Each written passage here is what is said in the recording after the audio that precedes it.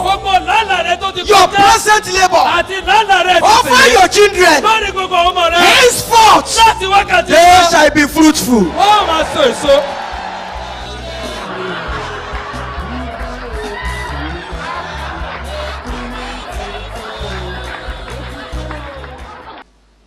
Ecclesiastes chapter 3. Ìwé oníwàásù orí kẹta. From verse 1 to 10. Láti ẹsẹ̀ kínní títí dé ìkẹwàá. To everything there is a season. Olúkúlùkù ohun ni àkókò wà fún. A time to every purpose under the heaven. Àti ìgbà fún iṣẹ́ gbogbo lábẹ́ ọ̀run. A time to be born. Ìgbà bíbí ni. And a time to die. Àti ìgbà kíkú. A time to plant. Ìgbà gbígbìn. And a time to pluck up that which is planted. Àti ìgbà kíká ohun tí a gbìn. A time to kill. Ìgbà pípa. And a time to heal. Àti ìgbà ìmúláradá. A time to break down. Ìgbà wíwó lulẹ̀. And a time to build up. Àti ìgbà kíkọ́. A time to weep. Ìgbà sísọkún. And a time to laugh. Àti ìgbà rírẹ́rìn. A time to mourn. Ìgbà sísọ̀fọ̀. And a time to dance. Àti ìgbà jíjó. A time to cast away stones. Ìgbà kíkó òkúta dànù. And a time to gather stones together. Àti ìgbà kíkó òkúta jọ. A time to embrace. Ìgbà fífọwọ́ kóni mọ́ra. And a time to refrain from embracing. Àti ìgbà fífà sẹ́yìn ní kíkóni mọ́ra. A time to get. Ìgbà wíwárí. And a time to lose. Àti ìgbà sísọnù. A time to keep. Ìgbà pípamọ́. And a time to cast away. Àti ìgbà sísátì. A time to rend. Ìgbà fífàya. And a time to sue. Àti ìgbà rírán. A time to keep silence. Ìgbà dídákẹ́. And a time to speak. Àti ìgbà fífohùn. A time to love.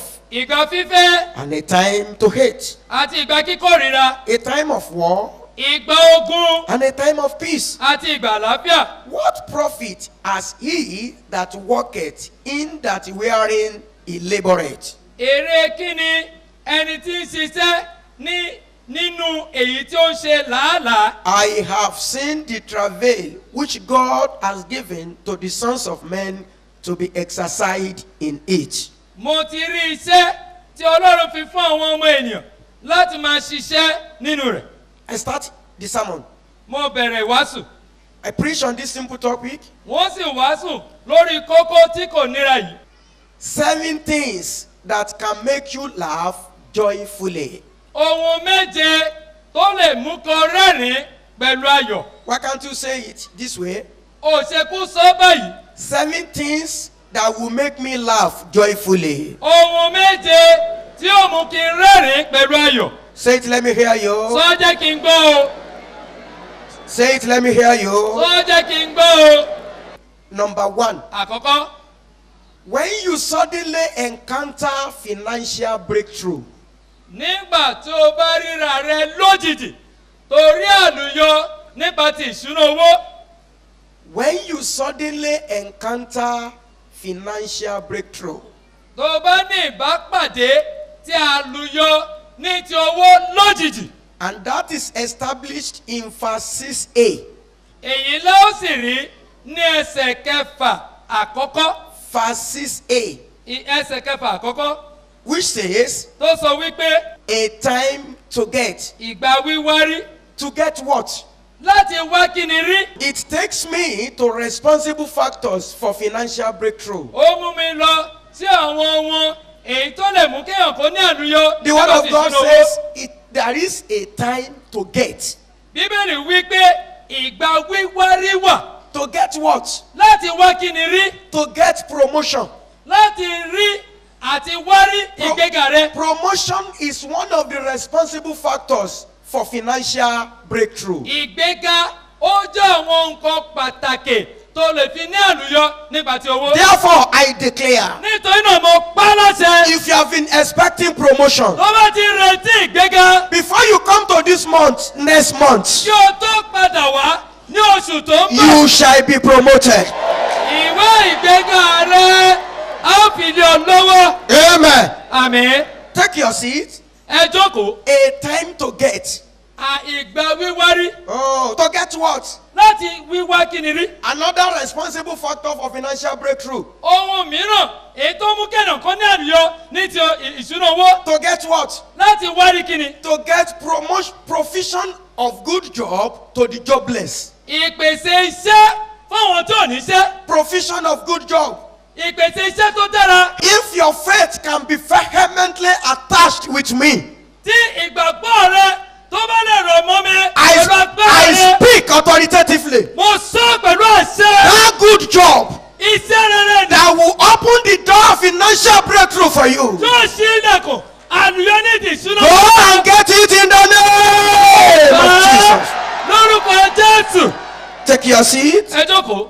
I am still under financial breakthrough. Mo ṣì wà lábẹ́ àlùyọ nípa ti ìṣúná owó. Another factor Ohun mìíràn. that responsible for financial breakthrough, Èyí tó lè mú kéèyàn kan ní àlùyọ nípa ti ìṣúná owó. listen to this one, Ẹ gbọ́ èyí o. is when you get a favorable transfer to a lucrative destination. Nígbà tí o bá rí ojú rere Ọlọ́run gbà tó gbé ọ láti ipò kan lọ sí ibòmíràn ní ibi tí ìṣeré rẹ. Oh, if the call of God is on me, Tí ìpè Ọlọ́run bá bẹ ní orí mi. there are some people here, Wọ́n kọ́ wà ní ìyí. you will be transferred to a favorable Ó destination. sọ nípò lọ sí ibi tí ó dára. I decree authoritatively, Mo bá láṣẹ. if the power of God is Tí in me, ìpè Ọlọ́run bá bẹ nínú you will mi. be transferred Á sọ ní to ìpè a favorable sí destination. ibi tí ó In dára. the name of Orúkọ Jesus. Jésù. Tell somebody beside you, Sọ́fẹ̀ tó wà there is a lẹ́yìn rẹ̀. time to get. Ìgbà gíga There is a time to get. Ìgbà wíwárí. Tell him properly. Tell him, Joe. Ọmọ. Tell him, Joe. Ọmọ. Amen. Wíwárí. Another factor Ohun mìíràn. that are responsible for financial breakthrough. Èyí tó lè mú àlùyọ nípa ti ìṣúná owó. Payment of due and overdue entitlement. Sísan owó tí a jẹni.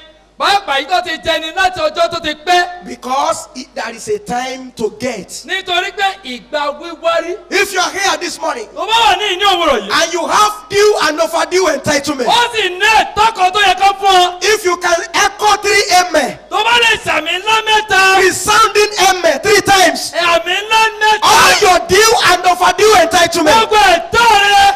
receive them in the name of Jesus. Amen. Amen. Amen. Àmín. Amen. Àmín. Then another factor Nǹkan mìíràn. that are responsible for financial breakthrough, Èyí tó lè mú àlùyọ ní ti ìṣúná owó. because there is a time to get, Nítorí pé ìgbà wíwárí wà. and that is award of a surprise financial contract. Nígbà tó ń bá gbé iṣẹ́ ńlá èyí tó ní owó tabau tó ń gbé fún èèyàn. Award of financial contract Tó ń gbé iṣẹ́ ńlá tó ní owó tabau nínú to somebody. fún ènìyàn. Who is that person? Ta ni ẹni náà? Who is that person? Ta ni ẹni náà? Please, I want to tell you, Mo fẹ́ sọ fún ọ. this message Ọ̀rọ̀ Ọlọ́run yìí with the scripture, pẹ̀lú Bíbélì. you are going to repeat them in your own time. Ó máa sọ ní ìgbà tirẹ̀. And I want you to say this, Wọ́n ṣe fún kò sọ. because Nítorí pé it is written a ti kọ́ pé that wípé there is a time ìgbà wíwárí. to get. Wíwárí. As a result of that, Nítorí náà this time ìgbà yìí I shall get wọ́n wà rí. financial contract, profitable contract, Àdúyọ tó profitable contract. iṣẹ́ tó lówó ná. Why can't you begin to say Ó it? ṣe máa sọ. Why can't you begin Ó to say ṣe máa it? sọ. Because it is written Nítorí pé a ti kọ́ that pé there is a time to get. ìgbà wíwárí wà. Let me go to another factor. Ẹ jẹ́ lọ sí nǹkan mìíràn. That is unprecedented galore of sales and profits. Èyí ni aláìlèsọ ohun tí ó tà àtèrè tó jẹ́. Títà tèrè. Títà Ọjà tèrè. títà. Unprecedented galore of sales and profits. Àìlèfẹnusọ títà àti èrè torí gbà. My people, look out. Ẹ̀yin èèyàn mẹ́wòkì. If you are selling pure water, Tó bá ń ta omi tó wà náà rà.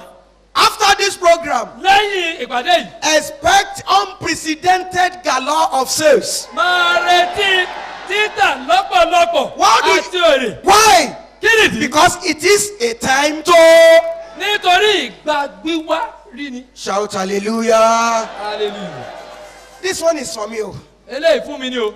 Don't know, it may be for you too. Mi ò mọ̀ bóyá fún ọ náà ni. Another factor Àwọn kókó mìíràn. that are responsible for financial breakthrough. Èyí tó mú àlùyọ ní ti ìṣúná owó. The overflow of gifts and presents. ẹ̀bùn lóníranran tó ń ṣàn Henceforth, láti òní lọ. there shall be overflow of gift in your life. ẹ̀bùn lónírúurú tí ó máa ṣàn yóò fara ọ̀nà ayé rẹ. In the name of Jesus. ní orúkọ Jésù Tell Kristi. somebody, sọ fún èèyàn kan. it is my time to laugh. ìgbà mi rè láti rẹ́rìn o. Number 2, ìkejì. when the barren family suddenly becomes a fruitful family.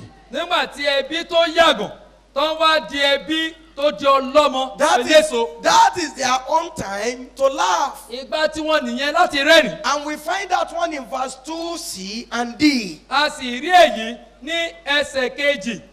The word of God says, ọ̀rọ̀ Ọlọ́run wípé a time to plant and a time to pluck up that which is planted. ìgbà gbígbìn àti ìgbà kíká ohun tí a gbìn.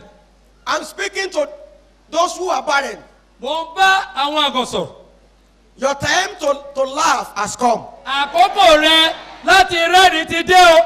Why? kí nìdí? Why? kí nìdí? Because we have some factors that were responsible for your fruitfulness. nítorí pé a ní àwọn nǹkan èyí tí ó mú kí inú rẹ kí ó ṣí fún ìlóyún. What are those factors? kí ni àwọn ohun náà? Number 1, àkọ́kọ́, opening of a closed womb. nígbà tí inú rẹ tó ti sé tó bá ṣí lójijì. Opening of a closed womb. inú tó sé tó ṣí. Then number 2, ìkejì, restoration of a lost sperm. dídá padà àtọ̀ ọmọkùnrin. When the sperm that has been lost is totally restored, àtọ̀ ọmọkùnrin èyí tí kò pé tàbí tó sọnù tá a dá padà. then there shall be conception. ìlóyún yóò wá wà. Then number 3, ìkẹta, opening of fallopian tubes that are blocked. ilé ọmọ èyí tí ó ti sé nígbà tó bá di ṣíṣí. Fallopian tubes that are blocked. ilé ọmọ tó sé. Then destruction of satanic works that are preventing pregnancy. ní bíbàjẹ́ iṣẹ́ sátánì èyí tó ń dí ìlóyún lọ́wọ́. Hallelujah. hallelujah. Not that alone, kì í ṣe ẹnìkan. putting a total stoppage to miscarriage and labor loss. fífi òpin sí oyún tó ń ya àbóyún tó ń ṣẹ́ àti iṣẹ́ àṣedànù. I stand here today. mo dúró ní lónìí. If you are barren tí o bá jẹ́ ẹ̀gàn. under this ministration, ní ọbẹ̀ iṣẹ́ ìránṣẹ́ yìí. I stand here today. mo dúró lónìí. If everyone has known you as a barren, tí gbogbo àwọn èèyàn ti mọ̀. by this time next year, ní ìwòye ọdún tó ń bọ̀. either you like it or not, bóyá o fẹ́ àbọ̀ ò fẹ́. either your enemy likes it or bóyá not, ọ̀tá rẹ fẹ́ àbọ̀ kọ̀. those who have known you as a barren woman, àwọn tó ti mọ̀ ọ́ gẹ́gẹ́ bí ẹ̀gbọ́n obìnrin. they will equally rejoice with you. wọ́n wà bá ọyọ̀. Because nítorí pé the time of laughter has fully come. ìgbà rírẹ̀rìn rẹ ti dé. Let me go to number 3. ẹ jẹ́ lọ sí ìkẹta. Things that will make you laugh. àwọn ohun tó lè mú kó rẹ́rìn pẹ̀lú ayọ̀. Things that will make you laugh. àwọn ohun tó lè mú kó rẹ́rìn pẹ̀lú ayọ̀. Number 3. ìkẹta, When those who are sick nígbà tí àwọn tó ṣàìsàn are perfectly healed. wọ́n bá rí ìwòsàn pátápátá. That is established in verse 3b. èyí ló sì rí ní ẹsẹ̀ kẹta Verse 3b. ẹsẹ̀ kẹta ìkejì rẹ̀. Verse 3b. ẹsẹ̀ kẹta ìkejì. The word of God says, ọ̀rọ̀ Ọlọ́run sọ wípé a time to heal. ìgbà ìmúláradá. A time to heal. ìgbà ìmúláradá. Tell someone beside you, sọ fẹ́ tó wà lẹ́gbẹ̀ẹ́ rẹ̀. the time of my healing has come. ìgbà ìmúláradá mi ti dé. The time of my healing has ìgbà come. ìmúláradá mi ti dé. The time of my healing ìgbà has come. ìmúláradá mi ti dé. Oh, shout hallelujah. hallelujah. A magic is what happens today, and tomorrow the problem returns. padàn ni ohun tó farahàn lónìí tí ìṣòro yẹn padà lọ́la. It returns the following day. ó padà ní ọjọ́ kejì. That one is a magic ìyẹn padàn from nìyẹn the source of the devil. láti orísun sátánì. When those who are sick are healed perfectly, there is a time for those people to laugh. nígbà tí àwọn tó ṣàìsàn tó bá gba ìwòsàn pátápátá àkókò nìyẹn fún wọn láti rẹ́rìn. Because God will intervene. nítorí pé Olúwa yóò dá sí. Even if they have sinned, God will forgive tó bá them. tẹ̀ ti dẹ́ṣẹ̀ Olúwa dáríjì. And He will show them His mercy. yóò sì fi àánú rẹ̀ hàn. Then number 4. ìkẹrin, When those who are due and overdue for marriage are getting married. nígbà tí àwọn tó ti yẹ tí ìgbà tí àkókò ti tó fún ọ láti lọ́kọ tàbí láti gbẹ́yà. If you read that Ecclesiastes chapter 4, tó bá ka ìwé oníwàásù yẹn ẹsẹ̀ kẹrin. are you with me? Number 5. ìkarùn. When you start to see the fruit of your labor over your children, nígbà tó bá bẹ̀rẹ̀ sí ní rí èso làálàá rẹ lórí àwọn ọmọ rẹ. when you start to see the fruit of your labor over your children, nígbà tó bá bẹ̀rẹ̀ sí ní rí èso làálàá rẹ lórí àwọn ọmọ rẹ. verse 2, C and D again. ẹsẹ̀ kejì. A time to plant and a time to harvest. ìgbà gbíngbìn àti ìgbà kíká ohun tí a gbìn. If you are here as a mother tó bá wà ní gẹ́gẹ́ bíi màmá and a father, àti bàbá. henceforth, láti òní lọ. over any of your children, lórí gbogbo àwọn ọmọ rẹ. you will not weep. ò ní sọkún mọ́.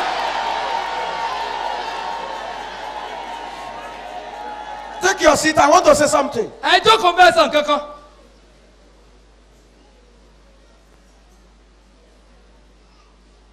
One of the causes of ceaseless weeping is when you are seeing ugly things of your children. ara àwọn nǹkan tó máa ń fa ẹkún àìlèdákẹ́ wà ní nígbà tó bá rí àwọn ohun èyí tó bọ̀ nínú jẹ́ lórí ọmọ rẹ. But my God asked me to tell you. ṣùgbọ́n ọlọ́run mi sọ fún kéèké sọ fún ọ. He asked me to tell you. ó ní sọ fún ọ. The God of Baba Olutola, ọlọ́run bàbá wo olútọ́lá. the God of Baba Fakunle, ọlọ́run bàbá afẹ́kúnlé. the God of Baba Ogunjobi, ọlọ́run bàbá wo ògúnjọbí. the God of the fathers in this vision. ọlọ́run àwọn bàbá nínú ìran He yìí. asked me to tell you. ó ní sọ fún ọ. He said, henceforth, ó ní láti wákàtí lọ. over all your children, lórí gbogbo àwọn ọmọ rẹ. you shall laugh. ó rẹ́rìn. You shall laugh. ó rẹ́rìn.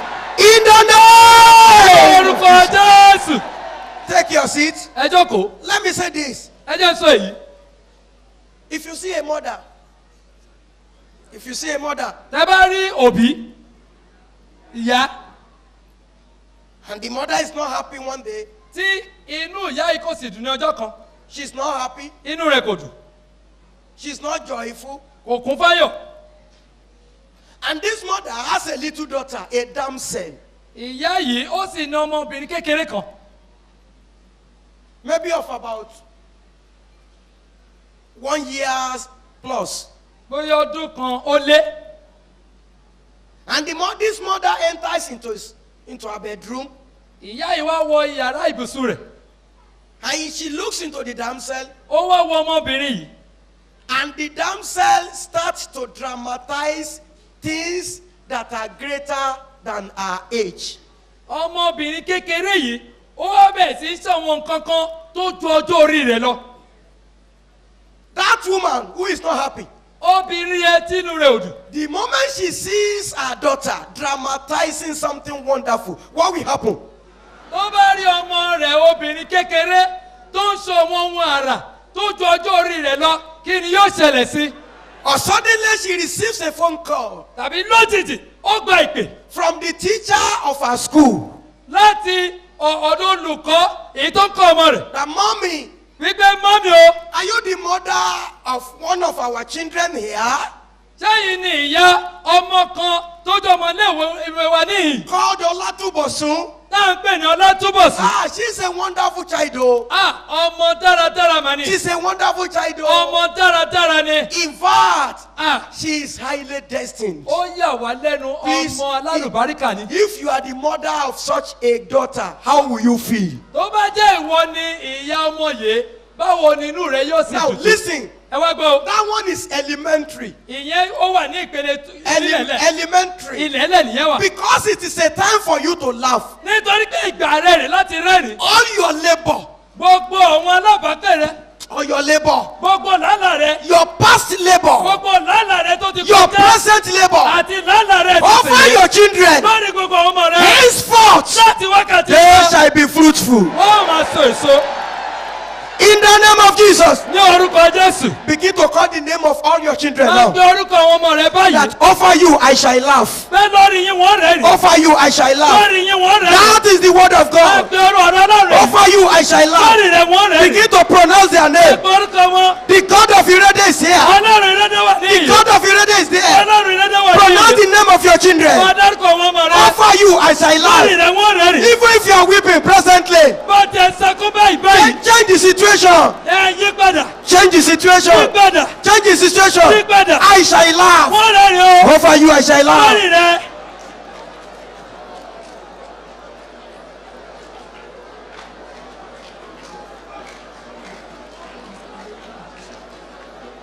In Jesus' name we pray. Take your seat. Ẹ jókòó. There are factors Ó ná wọn àmúyẹ kan. that were responsible for this. Èyí tó lè mú kí èyí kó wáyé. One of them is good behavior. Ìkan nú ẹ̀ ni pé tó bá ní ìwà rere. When your child begins to behave well, Tí ọmọ rẹ bá ń wà rere, you will be happy. inú rẹ yóò dùn. And when you are happy, Tí inú rẹ bá dùn, definitely you will laugh. ó di dandan kó rẹ́rìn. Then when your child has Christ-likeness character, Nígbà tí ọmọ rẹ bá ní ìwà bíi ti Kristi, definitely you will laugh. ó máa rẹ́rìn. Then when you begin to see academic success Tó of bá your rí- children, tó bá rí àṣeyọrí lẹ́nu ẹ̀kọ́ lórí ọmọ rẹ, oh, I speak today. mo sọ lónìí.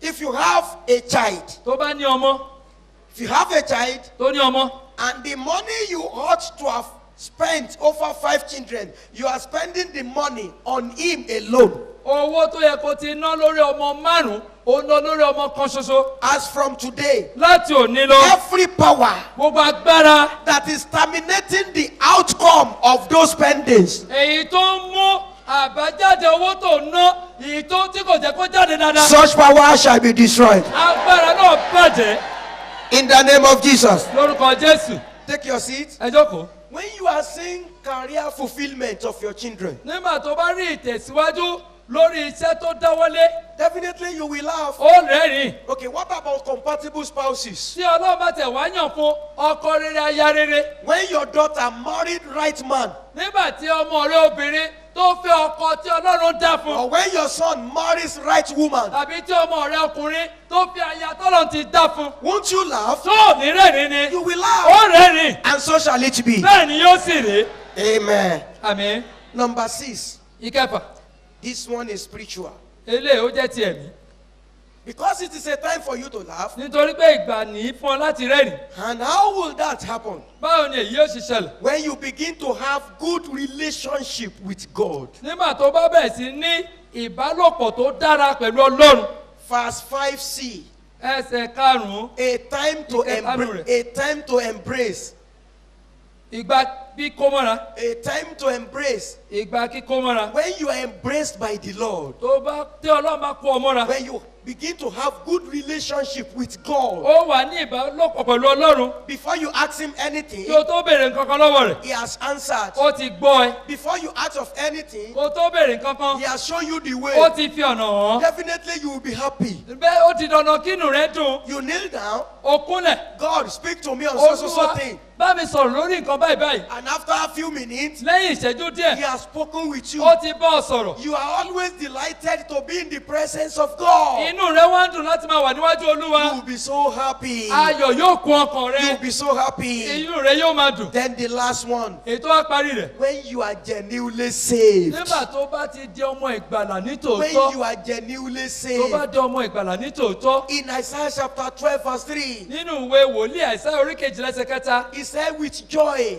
Ó ní pẹ̀lú ayọ̀. you will draw water from the well of salvation. Ó máa fọ omi jáde nínú kànga ìgbàlà. When you are genuinely saved, Tó bá di ọmọ ìgbàlà ní that tòótọ́. is your time to laugh. Àkókò ní fún ọ láti rẹ́rìn-ín. Èmi àlọ́ báyìí, bàrẹ́ mi o.